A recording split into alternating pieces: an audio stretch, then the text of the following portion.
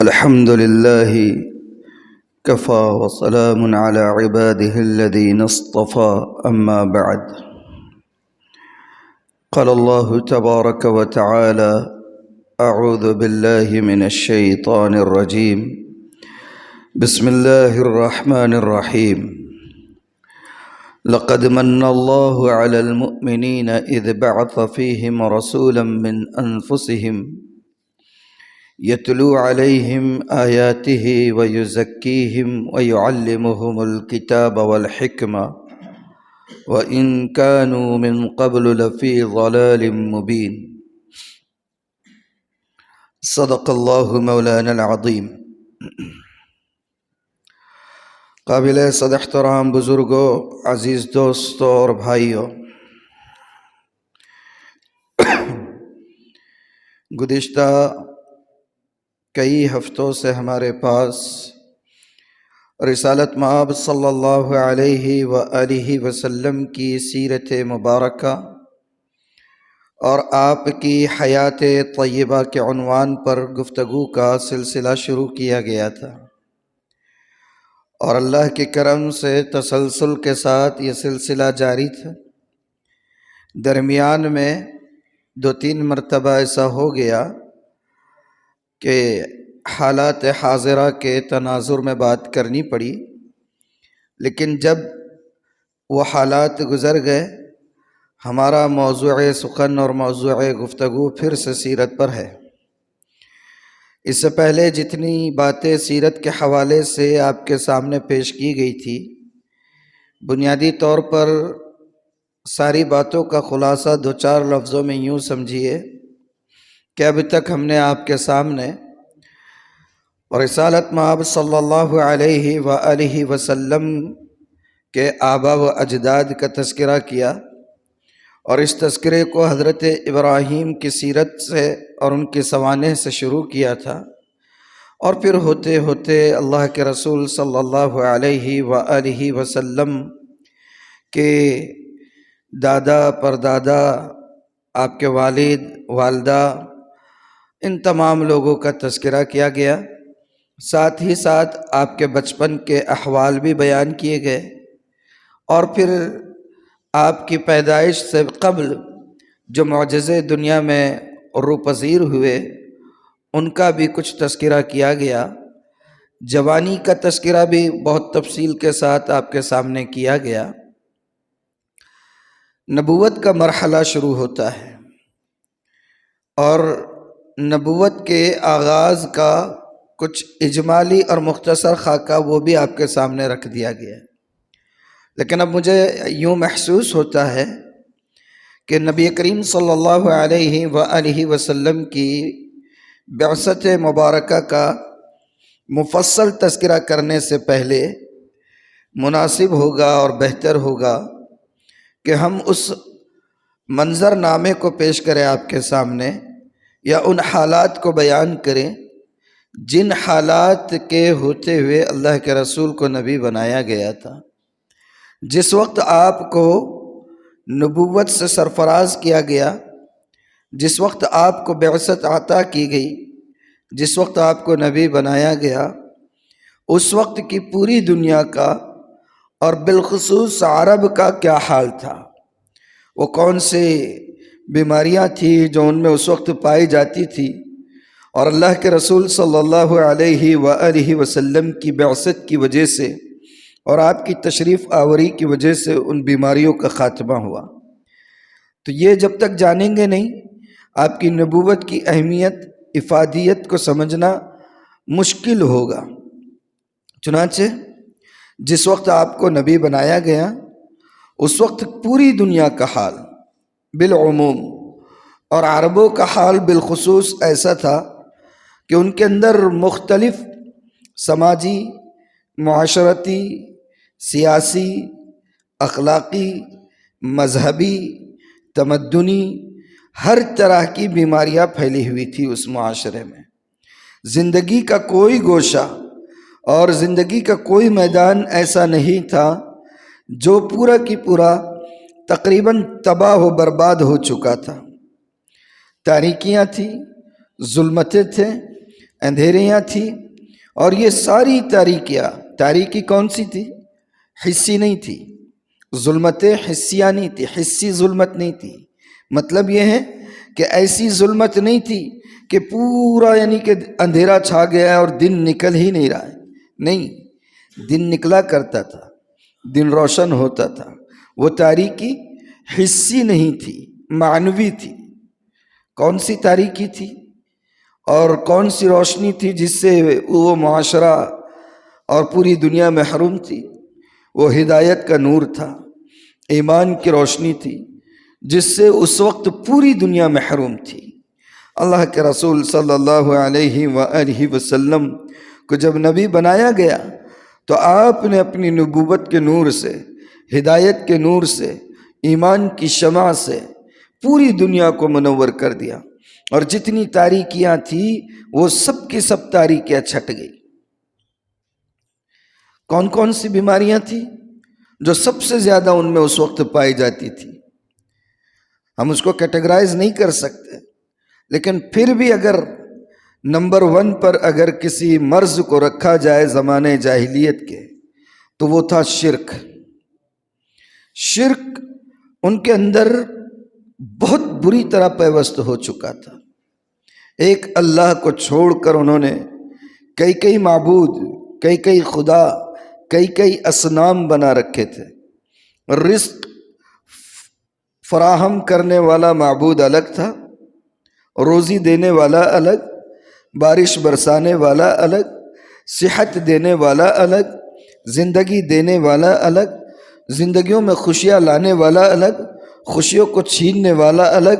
تو اس طریقے سے انہوں نے انسان کے زندگی کے جتنے مراحل ہوتے ہیں ہر مرحلے کے واسطے ایک مخصوص خدا بنا کر رکھا ہوا تھا۔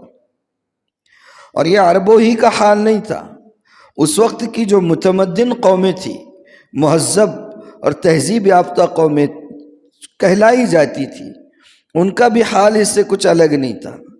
یہود و نصارہ جو اہل کتاب قرار دیے جاتے تھے، اور اس وقت کے سماج، سوسائٹی اور معاشرے میں سب سے زیادہ کلچرڈ، سب سے زیادہ مہذب اور سب سے زیادہ تعلیم یافتہ ان کو سمجھا جاتا تھا، خود ان کا حال یہ تھا کہ انہوں نے اپنے نبیوں کو خدا کا درجہ دے رکھا تھا۔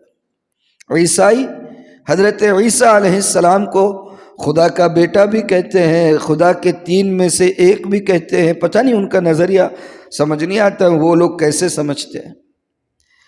جس شخصیت کو، جس ذات کو اللہ نے ان کی گمراہی سے نکالنے کے لیے مبعوث کیا تھا، انہوں نے اسی شخصیت کو خدا کا بیٹا بنا دیا۔ یہودیوں نے حضرت عزیر کو خدا کا بیٹا تسلیم کر لیا تھا۔ بت پرستی عام تھی، خود خانہ کعبہ میں اندر میں، خانہ کعبہ کے اندرونی حصے میں بارہا آپ نے سنا ہوگا کہ 1 نہیں، 2 نہیں، 10 نہیں، 20 نہیں، 360 بت رکھے ہوئے تھے۔ گویا ہر دن کا ایک الگ بت ہے، اس دن اس کی عبادت ہوا کرتی تھی۔ انتہا کو پہنچا ہوا تھا شرک۔ یہ تو زمانے جاہلیت کی بات ہے۔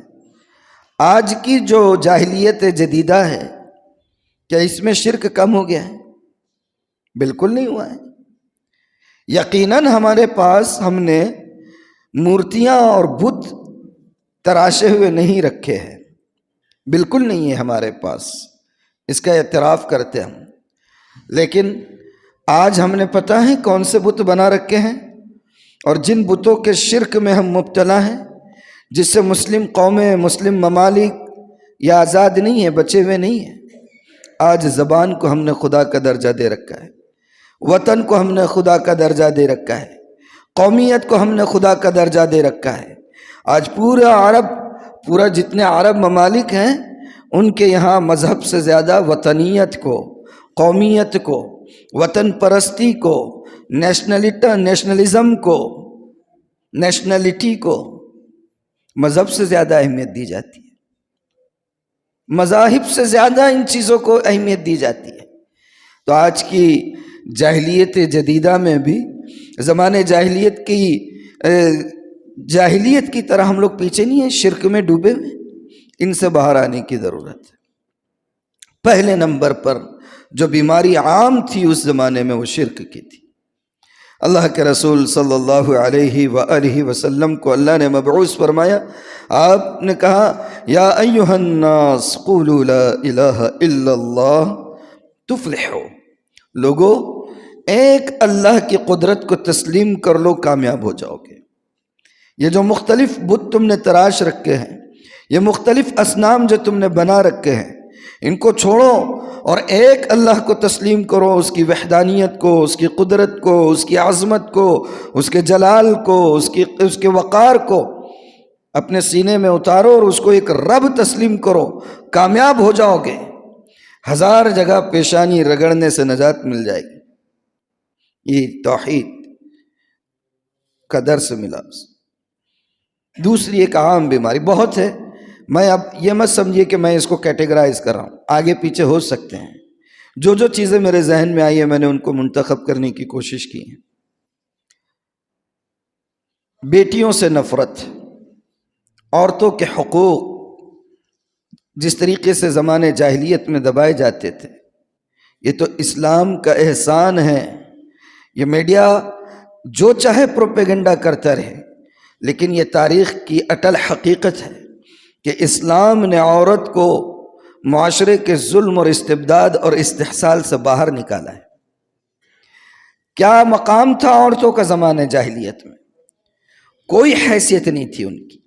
اور میں جو بات آپ کو کر رہا ہوں یہ صرف بات بیان کرنے اور وقت گزارنے کے لیے نہیں کر رہا ہوں، پوری آتھینٹسٹی کے ساتھ بات کر رہا ہوں، پورے دلائل کے ساتھ بات کر سکتا ہوں۔ زمانے جاہلیت میں عورتوں کو کسی طرح کا کوئی حق نہیں دیا جاتا تھا، حتیٰ کہ اگر گھریلو اہم ترین مسائل میں بھی کوئی مشورہ ہوتا تو ان مشوروں میں رائے دینا تو دور کی بات ہے، عورت کو شرکت کی اجازت تک نہیں ہوتی تھی۔ سنگین مسائل ہر گھر میں ہوتے ہیں کبھی، جس پر انسان کو بیٹھ کر گھر کے افراد کو مل بیٹھ کر کچھ مشورہ کر کام کو انجام دینا ہوتا ہے۔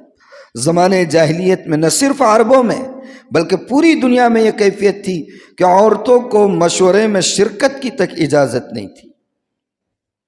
وراثت سے آج تک ان کے مذاہب میں محروم رکھا جاتا ہے۔ خود ہمارے برادران وطن کے پاس دیکھ لیجیے، وراثت میں کوئی حصہ عورت کا نہیں تھا۔ اپنی شادی کا فیصلہ کرنے کا اختیار زمانے جاہلیت میں عورتوں کو نہیں تھا۔ بیوہ ہونا جس طریقے سے آج کی جاہلیت میں ہم نے بیوہ ہونا سب سے بڑا یعنی کہ گناہ سمجھا جاتا ہے، اس عورت کو پوری زندگی بیوگی کے عالم میں گزار دینا پڑتا ہے۔ یہی کیفیت اس وقت زمانے جاہلیت میں تھی کہ بیوہ کے لیے اجازت نہیں تھی وہ دوسرا نکاح کرے، اچھوت سمجھی جاتی تھی، معاشرے سے الگ تھلگ اس کا رہن سہن ہو جایا کرتا تھا۔ اسلام کی برکت ایسی آئی کہ اگر کوئی خاتون بیوہ ہوتی تو اس کی عدت کے مکمل ہونے سے پہلے 10 رشتے اس کے چوکھٹ پر پڑے رہتے تھے۔ اسلام نے عورتوں کو حقوق عطا فرمائے، وراثت میں حق دیا، اس کی رائے کو کہا کہ نہیں، اگر شرعی مسئلہ بھی رہا تو 2 عورتیں مل کر اگر گواہی دیں گی تو ایک مرد کے برابر اس کی گواہی تسلیم کر لی جائے۔ لا کر کھڑا کیا اس نے عورتوں کے برابر۔ بیٹیاں پیدا ہونا اس زمانے میں ایک پاپ تھا، پاپ۔ اگر بیٹی پیدا ہوتی تو وہ دن بھر وہ بندہ اگر اس کو کوئی اطلاع دیتا کہ تمہارے گھر بیٹی پیدا ہوئی ہے تو دن بھر منہ چھپائے پھرتا تھا۔ اور یہ میں نہیں کہہ رہا ہوں، قرآن کے الفاظ، قرآن کی آیت ہے۔ اللہ تعالیٰ نے قرآن میں فرمایا ہے وَإِذَا بُشِّرَ أَحَدُهُمْ بِالْأُنثَىٰ ظَلَّ وَجْهُهُ مُسْوَدًّا وَهُوَ كَظِيمٌ۔ قرآن کہہ رہا ہے کہ وَإِذَا بُشِّرَ أَحَدُهُمْ بِالْأُنثَىٰ، ان میں سے جب کسی کو بیٹی کے پیدا ہونے کی خوشخبری دی جاتی، قرآن کہہ رہا خوشخبری دی جاتی، اس کے بعد اگلا جملہ سنیے، قرآن کہہ رہے ہیں ظَلَّ وَجْهُهُ مُسْوَدًّا، اس خوشخبری کے سنتے ہی اس کے چہرے پر سیاہی پھیل جاتی، وَهُوَ كَظِيمٌ، اور وہ دن بھر خون کے گھوٹ نگلتے ہوئے پھرتے رہتا تھا۔ یہ اس معاشرے کی منظر کشی کی ہے قرآن نے عورتوں کے حوالے سے۔ اس کی بالکل اگلی آیت میں اللہ تعالیٰ فرماتے ہیں کہ یتوارا من القوم من سوء ما بشر به ایمسکہ علی ہون ام یدسہ فی التراب الا ساء ما یحکم۔ قرآن کہہ رہا ہے کہ یتوارا من القوم من سوء ما بشر به، جو خوشخبری بیٹی کے پیدا ہونے کی دی گئی، اس خوشخبری کو سن کر قوم سے چھپتے ہوئے پھرتے ہیں، اور کیا سوچتے ہیں ایمسکہ علی ہون ام یدسہ فی التراب، کیا اس ذلت کو یوں ہی برداشت کرتے رہیں یا کہیں لے جا کر اب اس کو گاڑ دوں، یہ پلاننگ کرتے ہیں۔ الا ساء ما یحکمون، کتنی بری حکمت اسٹریٹجی اپنے ذہنوں میں پالتے تھے۔ یہ مقام تھا عورت کا، یہ مقام تھا بیٹی کا۔ اللہ کے رسول صلی اللہ علیہ وآلہ وسلم کو جب نبوت سے سرفراز کیا گیا، سبحان اللہ، تو آپ نے فرمایا، کیا مقام دے دیا بیٹیوں کی پیدائش پر؟ فرمایا من عال جاریتین، سبحان اللہ سبحان اللہ۔ میرے اور آپ کے آقا نے فرمایا من عال جاریتین حتی تبلغا، اگر کوئی دو بیٹیوں کی پرورش کرتا ہے یہاں تک کہ وہ دو بیٹیاں بالغ ہو جائیں۔ من عال جاریتین حتی تبلغا، اگر کوئی دو بیٹیوں کی پرورش کرتا ہے، بیٹی ہی نہیں دو لڑکیوں کی، یہ بھی بلاغت ہے رسالت مآب کی نبوت کی۔ یہاں بیٹی کا لفظ استعمال نہیں کیا، کہا کہ دو بچیوں کی پرورش کرتا ہے، خود کی ہو کسی اور کی ہو، بھانجی ہو بھتیجی ہو یا کہیں اور سے لی ہوئی ہو، دو بچیوں کی پرورش کرتا ہے اور وہ بچیاں بالغ ہو جاتی ہیں، پھر اللہ کے رسول فرما رہے ہیں جاء یوم القیامت انا وہو کہاتین ثم ضم اصابعہ، اللہ اکبر۔ آپ نے فرمایا انا وہو کہاتین، وہ قیامت کے دن اس طرح آئے گا کہ میں اور وہ جنت میں اس طرح ہوں گے۔ وَضَمَّ أَصَابِعَهُ، راوی کہتے ہیں کہ اللہ کے رسول نے پھر اپنی دونوں انگلیوں کو یوں ملا دیا، کہا کہ میں اور وہ جنت میں یوں آئیں گے۔ سبحان اللہ، یہ مقام دیا اسلام نے، اور اللہ کے رسول کی بعثت کے بعد یہ مقام ملا عورتوں کو۔ ایک دوسری حدیث میں ہے جس میں اللہ کے رسول فرماتے ہیں من کان لہ ثلاث بنات فصبر علیہن وسقاہن وکساہن من جدتہ کن لہ حجابا من النار، جس کو اللہ نے دو بیٹیوں سے نوازا، تین بیٹیوں سے نوازا یا دو سے نوازا، اور اس نے جو خود کھاتا پیتا ہے وہی اس کو کھلایا، وہی اس کو پہنایا، بڑی خوش دلی کے ساتھ اللہ کے رسول فرما رہے کن لہ حجابا من النار، تو یہ بیٹیاں کل قیامت کے دن جہنم سے آڑ بن جائیں گی اس کے لیے۔ سبحان اللہ، کتنی بڑی یعنی کہ بیٹیوں کی پرورش کے سلسلے میں خوشخبری دی اسلام۔ تو پہلی بیماری جو عمومی طور پر چھائی ہوئی تھی آپ کی بعثت سے پہلے وہ شرک تھا۔ دوسری یوں سمجھ لیجئے کہ عورتوں کا جو اوپر جو ظلم و استحصال معاشرتی، سماجی، سیاسی، معاشی، تمدنی ہر طرح سے جکڑی ہوئی تھی، اسلام نے آ کر نبی پاک صلی اللہ علیہ وسلم کی بعثت سے عورتوں کو آزادی ملی ہے۔ سبحان اللہ۔ اور ایک بیماری جو اس وقت پوری دنیا میں بالعموم اور عربوں میں بالخصوص پھیلی ہوئی تھی وہ تھی شراب نوشی۔ عام تھی، ان کی گھٹی میں پڑی ہوئی تھی شراب، اور یہ بات آپ اکثر سن چکے ہیں۔ عام نہیں تھی بلکہ اس پر فخر کیا کرتے تھے ان کے شعراء، ان کے ادبا، ان کے اہل زبان، ان کے سخنور اپنی نجی محفلوں میں اور ذاتی نشستوں میں بیٹھ کر شراب کے اوپر فخریاں اشعار کہا کرتے تھے۔ الگ الگ نام تھے اس کے، ایک دو نہیں، 100 نام شراب کے تھے۔ عربی زبان بہت بلیغ ہے، کئی الفاظ انہوں نے. اگر کوئی شراب مثال کے طور پر انگور سے بن رہی ہے اس کے لیے الگ نام ہے، کوئی کھجور سے بن رہی ہے اس کے لیے الگ نام ہے، کوئی جو سے بن رہی ہے اس کے لیے الگ نام ہے، کوئی کسی اور چیز سے بن رہی ہے مادے سے اس کا کچھ اور الگ نام ہوتا. الگ الگ نام رکھے ہوئے تھے. لیکن یہی شراب معاشرے میں، سماج میں بہت ساری بیماریوں کی جڑ بنی ہوئی تھی. اسلام سمجھ رہا تھا اس چیز کو کہ یہ چیز معاشرے کے اندر تباہی اور بربادی اور فساد کا جو ہے ذریعہ ہے اور اس کو جڑ سے اکھاڑنا تھا.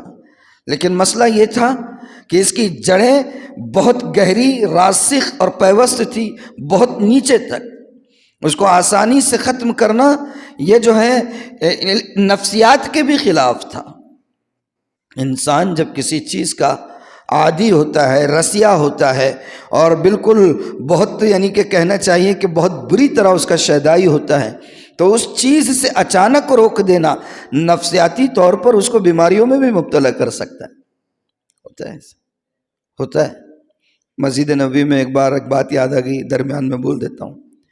مسجد نبوی میں ایک بدو آیا، اللہ کے رسول تشریف فرمائے، اور آ کر اس نے پیشاب کرنا شروع کر دیا مسجد میں. صحابہ دوڑے اس کو روکنے کے لیے، دوڑنے. اللہ کے رسول نے کہا نہیں کر لینے دو، آپ کر لینے دو. درمیان سے روکیں گے تو بیماری ہو جائے گی کچھ بھی. پورا پیشاب کرنے دیا. تو نفسیاتی پہلو کا بھی خیال رکھنا ہوتا ہے اصلاح کے لیے. ڈائریکٹ ڈنڈا لینا مناسب نہیں ہوتا ہے، مگر کیا کیا جائے. اسلام نے جو نہج دیا ہے نا اصلاح کا، ہم نے تو اسلامی نہج کو پیٹ پیچھے چھوڑ دیا ہے. خود تو ہم کبھی عمل کرتے نہیں ہیں جب تک سب اچھا رہتا ہے. جب ہم تھوڑے سے عمل پر لگ جاتے ہیں، عمل پر تھوڑے سے لگ جاتے ہیں، تو پھر سامنے والا ہر کوئی برا لگنے لگتا ہے. پھر سامنے والا برا لگنے لگتا ہے. پھر ہاتھ میں جو ہے سیدھا ڈنڈا آ جاتا ہے. معلوم ہو پوری زندگی گزر گئی جماعت کی برکت سے، علماء کی صحبت کی برکت سے، بڑوں کی باتوں کی برکت سے کچھ دین زندگی میں آ گیا. نماز کو آنے لگے تو درمیان کے جتنے 4-5 گھر ہیں سب کو لعنت ملامت کرتے ہوئے آئیں گے. ارے کیسے مسلمان ہیں یارو، اذان کی آواز کانوں تک نہیں آ رہی، کیا سوئے پڑے ہوئے؟ ان کو معلوم نہیں کہ صبح میں رزق ملتا، نوسط ٹپکتی اور فلاں ہوتا اور فلاں ہوتا. حکمت بہت ضروری ہے. نتیحال کی اپنی جو خبر، رہ دیکھتے اوروں کے عیب و ہنر. نتیحال کی اپنی جو خبر، رہ دیکھتے اوروں کے عیب و ہنر. پڑی اپنی گناہوں پہ جو نظر، تو نگاہ میں کوئی برا نہ رہا. اپنے آپ کو دیکھتے رہنا پڑتا ہے. جگر کا شعر اکثر کہتا رہتا ہوں، یاد بھی ہو گیا ہوگا آپ لوگوں کو، اتنی مرتبہ کہہ دیا ہے. کیا ہے؟ باہما ذوق آگہی ہائے رے پست یہ بشر. ذوق آگہی مطلب معلومات حاصل کرنے کا ذوق انسان کا دیکھیے کتنا ہے. باہما ذوق آگہی کہ انسان کو معلومات حاصل کرنے کا ذوق بہت زیادہ ہے، لیکن اس کے ساتھ ساتھ ہائے رے پست یہ بشر. باہما ذوق آگہی ہائے رے پست یہ بشر. سارے جہاں کا جائزہ اپنے جہاں سے بے خبر. یہی ہوتا ہے نا. ہاں. تو بہرحال شراب نوشی بہت عام تھی ان کے پاس، مختلف نام تھے، مجھے بھی یاد نہیں ہے. چند نام میں نے خالی یہ بتانے کے لیے کہ کیسے وہ رسیا تھے، چند نام میں نے نوٹ کیے. جیسے ایک نام تھا، آپ کو میسر تو پتہ ہے، خمر تو پتہ ہے، شراب کو کہتے ہیں. ایک نام تھا مزر. مزر جو شراب ہوتی تھی وہ جو سے بنا کرتی تھی. کس سے؟ جو سے جو شراب بنتی تھی اس کو مزر کہتے تھے وہ لوگ. جو شراب کھجور سے بنتی اس کو فضیخ کہتے تھے. کیا کہتے تھے؟ فضیخ. ایک شہد سے بننے والی شراب ہوتی تھی اس کو بتاع کہا جاتا تھا. کیا کہتے تھے؟ بتاع. ایسے ہی کشمش سے جو شراب بنتی اس کو نقیع کہا جاتا تھا. پھر ایک آفرا تھی، ساگر تھی، ایسے بہت سے نام تھے. عفار تھی، کئی نام تھے. آج کی جاہلیت کے دور میں کیا کم نام ہیں شراب کے؟ اب میں نام گنانا شروع کر دوں گا تو آپ بولیں گے ارے مولانا بہت ہوشیار دکھ رہے، ان کو بھی تجربہ ہے کیا ہے؟ نہیں بھائی، ممبر پہ بیٹھ کے بول رہا ہوں کوئی تجربہ نہیں ہے، لیکن 10 نام جانتا ہوں آج کے دور کے بھی، لیکن اپنی زبان خراب نہیں کروں گا ابھی۔ 10 نام جانتا ہوں لیکن اپنی زبان خراب نہیں کروں گا، برابر ہے؟ ہاں، تو بہت سے یہ بیماری یہ بھی تھی۔ اچھا، ایک بیماری اور تھی زمانے جاہلیت میں، بے حیائی کی۔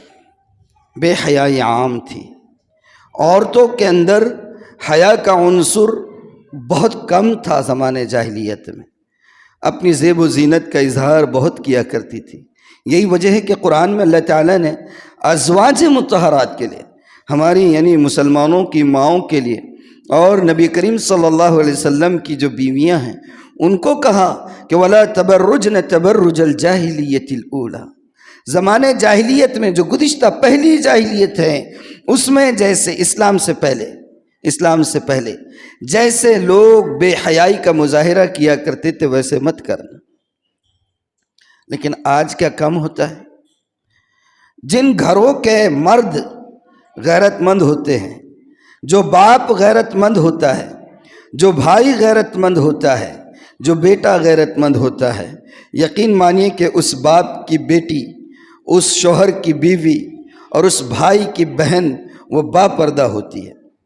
لیکن جن مردوں کے اندر سے غیرت کا جنازہ نکل جاتا ہے، جن مردوں کے اندر سے غیرت کا جنازہ نکل جاتا ہے، تو اس باپ کی بیٹی اور شوہر کی بیوی کے حسن و جمال کا اظہار محفلوں میں ہوتا ہے، فنکشنوں میں ہوتا ہے، تعلیمی اداروں میں ہوتا ہے، گیدرنگ میں ہوتا ہے۔ گھر میں رہیں گے، معلوم ہے ہفتے بھر منہ دھونے کی فرصت نہیں ملتی ہوگی، چلو دھو لیتے ہوں گے، تھوڑا بہت مبالغے کے ساتھ بول رہا ہوں، لیکن سنورنا تو بالکل نہیں ہوتا ہے۔ کرتے میک اپ آپ کے لیے محترمہ؟ نہیں کرتے۔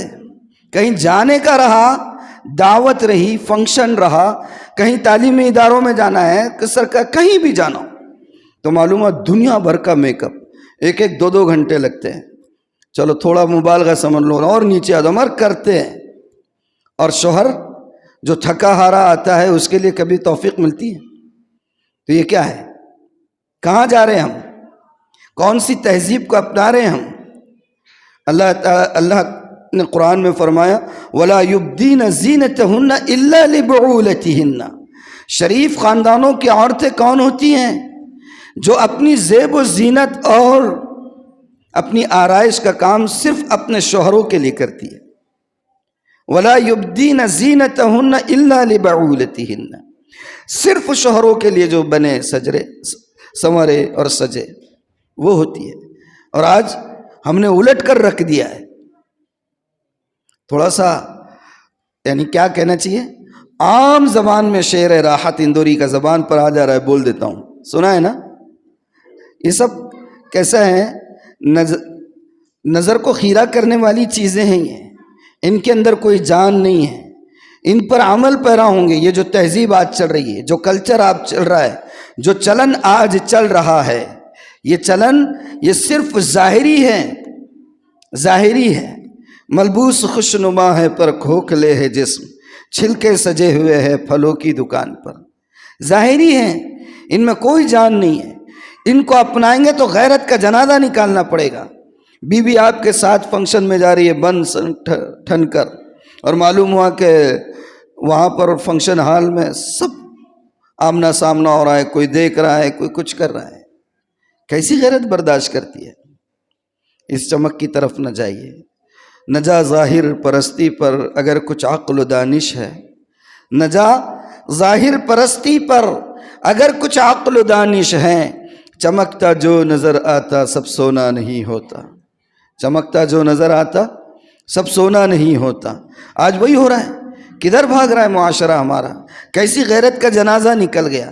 اور آپ یقین مانیے جتنی بیماریاں میں بتا رہا ہوں آپ کو، یہ زمانے جاہلیت کی بیماریاں تھی۔ آپ دل پر ہاتھ رکھ کر بتائیے کہ ان میں سے کتنی بیماریاں ہیں، یا ایک بیماری بتا دیجئے جو آج ہمارے زمانے میں زمانے جاہلیت سے زیادہ سنگین حالت میں نہیں ہے۔ میں نے ابھی آپ کو بتایا کہ بیٹیوں کے پیدا ہونے پر منہ پر سیاہی پھیل جاتی تھی، خون کے گھونٹ پی کر جو ہے بازار میں پھرا کرتے تھے منہ چھپاتے ہوئے، اور سوچتے تھے کہاں لے جا کر اس کو گاڑ دوں۔ لیکن دل پر ہاتھ رکھ کر بتائیے، کیا آج ہماری بربریت کا اور وحشیت کا اور ہمارے ظلم و استحصال کا معاملہ اس سے 1000 گنا آگے نہیں بڑھا ہوا ہے؟ اب تو ڈاکٹروں کے ذریعے سے، سونوگرافی کے ذریعے سے اگر رپورٹ یہ معلوم ہو جائے کہ بیٹی ہے، آج بھی انڈر کور بہت سارے لوگ خفیہ طور پر ایبارشن نہیں کراتے ہیں۔ وہ لوگ کم سے کم پیدا تو ہونے دیتے تھے، 4-6 مہینے 8 مہینے کم از کم شیرخوارگی کی عمر تک تو پہنچ جاتی تھی بچیاں۔ لیکن آج یہ جانتے ہوئے بھی کہ 4 مہینے سے اوپر کا جنین ہو گیا ہے، اب اس میں جان پڑ چکی ہے، لیکن یہ کہ وہ فیمیل ہے تو ایبارشن کرا کر اس کے جو ہے دنیا میں آ کے کھولنے کا موقع نہیں دیتے ہیں۔ ہے یا نہیں ہے کہ آج شراب کی نوست سے ہمارا معاشرہ نہیں ہے جوجھ رہا؟ کتنے ہیں ہمارے جو سلم ایریاز میں جائیے، ہم لوگ بڑے فخر سے بات کہتے کہ مسلم کمیونٹی میں کم ہے، لیکن جائیے ذرا سلم علاقوں میں جائیے اور دیکھیے مسلمانوں میں کتنے نوجوان ہیں، بے روزگار ہیں، ہفتے میں 2-4 بار روزگاری ملتی ہے، اور گھر پر وہ پوری رقم لے جانے کے بجائے کتنی جو ہے وہ شراب کی نظر کر کے جاتے ہیں۔ جوا عام تھا اس وقت، کیا اس وقت جوا عام نہیں ہے؟ بلکہ میں بہت جسارت کے ساتھ کہہ رہا ہوں، اور مجھے کوئی باک نہیں اور کوئی شرم نہیں یہ بولنے میں کہ آج جوا مسلمانوں کا ٹریڈ مارک بنا ہوا ہے۔ یہ جھاڑیوں میں جائیے، ایسے کنکر ماریے آپ، یہ ادھر کے پورا علاقہ اپنا جو ہے، وہ ادھر کا وہ مدنی کالونی جو ہے آپ کے دیکلو ناکے کے اس طرف، جو کون سا ہے وہ سکے مال کا جو مارکیٹ ہے اس طرف، آلو پیاز مارکیٹ کے طرف، جہاں جھاڑیاں ملے گی ذرا ایسے کنکر ماریے، دیکھیں اندر سے 2-4 جو ہے تو کم بخت جوئیں کھیلتے ہوئے ملیں گے۔ آپ ادھر سے اگر چلے جائیے، پگڈنڈی کوئی ملے گی، راستے میں کتنی شراب کی بوتلیں آپ کو پڑی ہوئی ملے گی۔ جن خامیوں کو مٹانے کے لیے میرے اور آپ کے آقا تشریف لائے تھے، آج وہ ساری بیماریوں کو ہم نے اپنا ٹریڈ مارک بنا دیا ہے۔ وہ سارے امراض جن سے پاک کرنے کے لیے اللہ نے اپنے نبی کو مبعوث کیا تھا، آج وہ سارے امراض مسلمانوں کی پہچان بن چکے ہیں۔ کیا کر رہے ہیں ہم لوگ؟ زمانے جاہلیت سے بدترین جاہلیت کے دور میں ہم جی رہے ہیں۔ عورتوں کی بات کر رہے ہیں ہم، کتنا آپ مجھے بتائیے وہ تھا، ان کا انٹینشن کیا تھا وہ جانے، ان کی نیت کیا تھی وہ جانے، لیکن بتائیے کہ غیروں کو اگر طلاق کے معاملے پر حرف گیری کرنے کا موقع ملا تو کیوں ملا تھا؟ ہمارے رویوں کی وجہ سے۔ اور میں آپ کو ابھی بھی کہتا ہوں ڈنکے کی چوٹ پر، جائیے آپ یہاں کی سیشن کورٹ میں جائیے اور نچلی عدالتوں میں جائیے، اور وہاں پر جتنے بھی فیملی ڈسپیوٹس کے جو میٹر ہے اس کا آپ ڈیٹا اٹھا کر دیکھیے، آپ کو اگر 80% مسلم نہیں ملے تو مجھے بولیے آپ۔ دارالقضاء ایک ایسا محکمہ ہونا چاہیے تھا کہ وہاں پر ڈسپیوٹ میٹر اگر ڈھونڈنے سے نہیں ملنا چاہیے تھا، لیکن آج ان کو جو ہے سر کھجانے کی فرصت نہیں ہے۔ جاہلیت کے دور میں جی رہے ہیں بہت سی، اب کتنی باتیں کہی جائے، اب ایک ہی بات پر 2-2 3-3 ہفتے تو بات نہیں کی جا سکتی۔ سود، اللہ کے رسول صلی اللہ علیہ وآلہ وسلم کو جب مبعوث کیا گیا، معاشرہ سود سے بہت بری طرح جوجھ رہا تھا۔ کم نقصانات ہوتے ہیں سود کے، معاشی طور پر عدم مساوات ہو جاتا ہے، برابری ختم ہو جاتی ہے معاشی طور پر۔ جو سود دینے والا ہے وہ بڑھتا چلا جاتا ہے، جو سودی قرض لیتا ہے وہ قرض پھیرتے پھیرتے وہ نیچے سے نیچے چلا جاتا ہے، معاشی عدم مساوات ہو جاتی ہے، ظلم و استحصال شروع ہو جاتا ہے۔ جو سود دینے والا ہے اگر اس کو اپنا سود کے ساتھ پیسہ نہ ملے تو ظلم و ستم پر اتر آتے ہیں۔ ہوتا ہے یا نہیں ہوتا ہے؟ اور آج بھی ہو رہا ہے، اور میں بہت تکلیف کے ساتھ کہتا ہوں، بہت سی برادریاں ہماری ایسی ہیں جو کاروباری بیماری کے برادریاں کہلائی جاتی ہے، لیکن اندر جھانک کر دیکھیے معلوم ہو سود سے تباہ ہو رہی ہے۔ دل جو ہے صدمے سے یہ ہوتا ہے، پھٹنے کو آتا ہے کلیجہ۔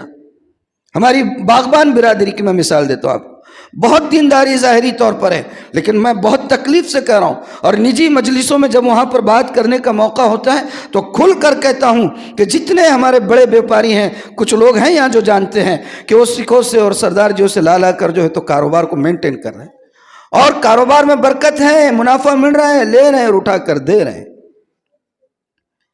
آج اور میں ایک نام لیا، لیکن کون سا حصہ ہماری مسلم کمیونٹی کا بچا ہوا ہے سود کی لعنت سے؟ اللہ حفاظت پر معاشی طور پر عدم استحکام ہو جاتا ہے سود سے، آج وہی ہو رہا ہے، ساری چیزیں ہیں۔ تو یہ چند میں نے موٹی موٹی بیماریاں بتایا کہ جس وقت اللہ نے اپنے نبی پاک صلی اللہ علیہ وسلم کو مبعوث فرمایا تھا، اب آپ تھوڑا سا منصفانہ جائزہ لیجئے کہ یہ حالات پیدا ہوئے تھے تو اللہ کو نبی بھیجنے کی ضرورت محسوس ہوئی۔ آج ہم انہی حالات میں پیر تک نہیں گلوں تک ڈوبے ہوئے ہیں، کیا ہمیں اپنی اصلاح کی فکر کرنی نہیں چاہیے؟ اور اصلاح کیسے کریں گے؟ ظاہر سی بات ہے کہ جب یہ حالات تھے، ان حالات اور یہ اندھیریوں اور یہ تاریکیوں اور ان ظلمتوں کو مٹانے کے لیے اللہ نے جس نور کو مبعوث فرمایا تھا، جس کتاب روشن کو اللہ نے نازل فرمایا تھا، آج بھی اسی نور اور اسی کتاب روشن سے ہدایت کا سامان لینا ہوگا تو یہ ظلمتیں چھٹے گی۔ سیرت اللہ کے رسول صلی اللہ علیہ وسلم کی پڑھیے، سنیے، اس سے زندگی کا سامان لیجئے، ہدایت کا سامان لیجئے۔ ہم بول بول کے رہ رہے ہیں، ربیع الاول میں شروع ہوئی تھی بات، اب رجب تک پہنچ گئے۔ اگر میں ایک دو سوال کر لوں کہ کیا بات ہوئی تھی بتائیے فلاں موضوع پر، تو مجھے اپنے سوال کو 4 سے 5 بار دہرانا پڑے گا۔ تھوڑا آدھا گھنٹہ رہتا ہے میرے بھائی، سنجیدگی سے اللہ کے رسول صلی اللہ علیہ وسلم کی سیرت کو سنیے، اس کو اپنانے کی کوشش کیجئے، اپنے طور پر مطالعہ کیجئے، حالات میں تبدیلی لائیے، اپنے آپ کو بدلیے۔